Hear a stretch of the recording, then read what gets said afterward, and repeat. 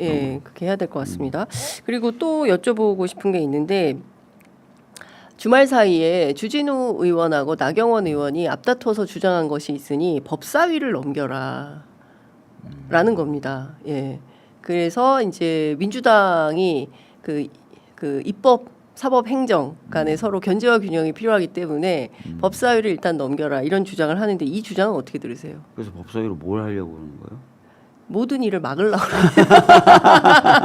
아무것도 되는 일이 없게 그런 거 아니에요? 네. 그러니까 사람들이 좀 잘못 생각하고 있는데요. 네. 법사위의 원래 기능은 체계와 작구를 심사하는 거잖아요. 그렇죠. 근데 이걸 이용해서 국회를 자지우지하겠다. 맞아야죠. 무서워. 예. 아니 이건 잘못된 생각이잖아요. 그러니까 그렇죠. 이게 법률가 출신이라는 분이 얼마 전에 옷 벗은 분이 예. 자꾸 이렇게 얘기하시면 안 돼요.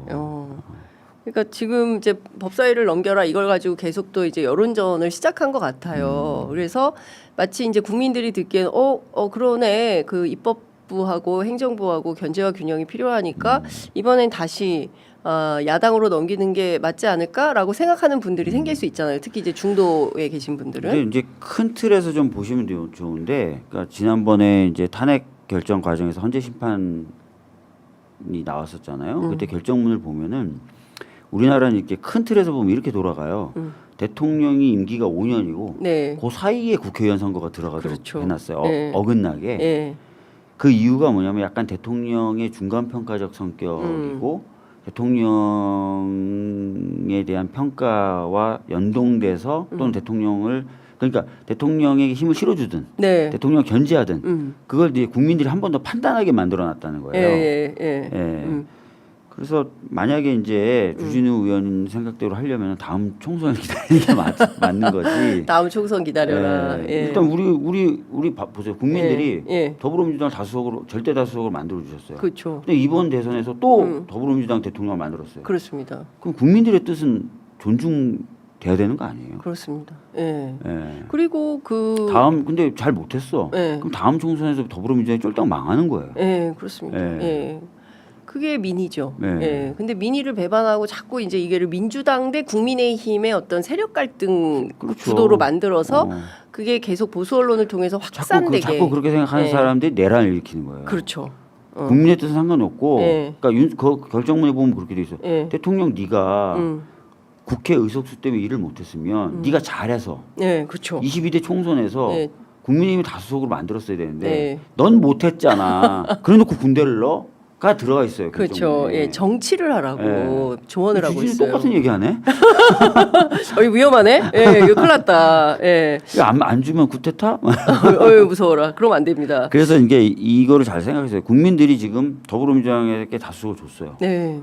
그러면은 더불어민주당이 이번에 또 대통령까지 가져가면 정말 문제가 생기겠네. 더불어민주당 하는 거 보니까 참 문제가 많네. 그럼 대통령 우리 안 뽑아요, 국민들이. 그렇죠. 국민들이 안 뽑죠. 예, 근데 예. 국민들이 뽑았어. 예. 근데 뽑자마자 국회를 자기네들 의석수도 안 되는데 자기네들이 예. 해서 대통령을 견제하겠대. 예. 이거 형식 논리죠. 그렇죠. 국민주권이라는 개념은 없어요. 예. 거기에.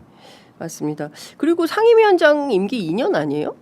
2년인데 예. 뭐 1년 그만두는 경우 1년 하기도 하고 당내 여러 상황에 따라서 바뀔 수는 있다. 바뀔 수 있어요. 알겠습니다. 그리고 또 여쭤볼 게 지금 3특검 통과가 됐잖아요. 네.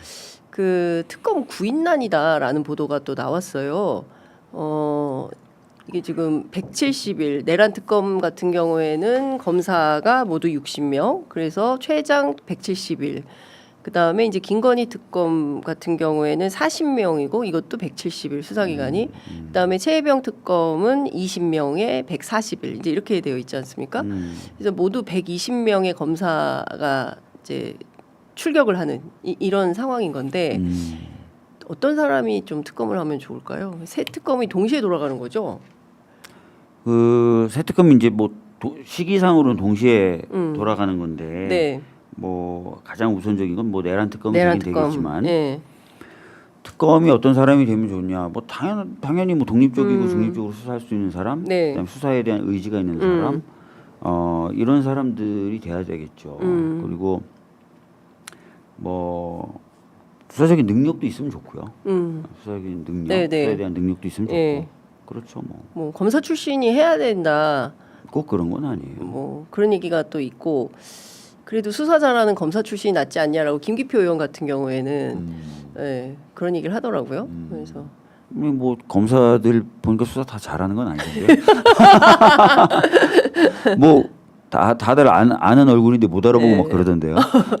제가 보기엔 수사 의지 같아요. 가장 중요한 건 수사 의지예요. 예, 얼마나 세게 수사하려고 하느냐. 그리고 특검이 예. 다 서면 보고 다 사람들 불러서 예. 신문하고 하는 게 아니라 예. 그 밑에 파견받은 검사라든지 예. 또는 특검 보호 이런 사람들이 실질적인 수사는 하는 거고 네네. 특검이라는 사람은 자기가 의지를 가지고 그 특검의 특검단의 조직이거든요. 그렇죠. 결국은. 그럼요. 뭐 파견 검사 포함해서 예. 몇십 명짜리 예. 직원까지 지금 몇백 그렇습니다. 명짜리 예. 를 굴리는 그렇습니다. 그러니까 사실 그런 능력이 오히려 더 중요하죠. 예. 예. 그러니까 그래서 이제 한 지방청 규모를 넘는 수준이라면서요. 다 그러니까 합치면 120명 다 다 합치면. 합치면. 네.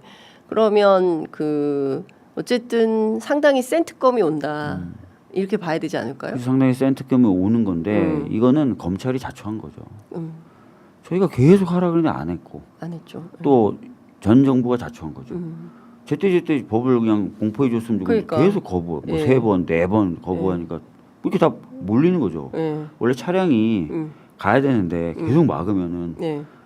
한꺼번에 많이 지나갈 수밖에 없는 거잖아요. 예. 어쨌든 어차피 갈 차라면. 그러니까. 그죠? 근데 이제 그 특검이 누가 되느냐, 어떤 사람이 될까 이게 굉장히 궁금한 대목인 것 저도 같아요. 궁금해요. 예.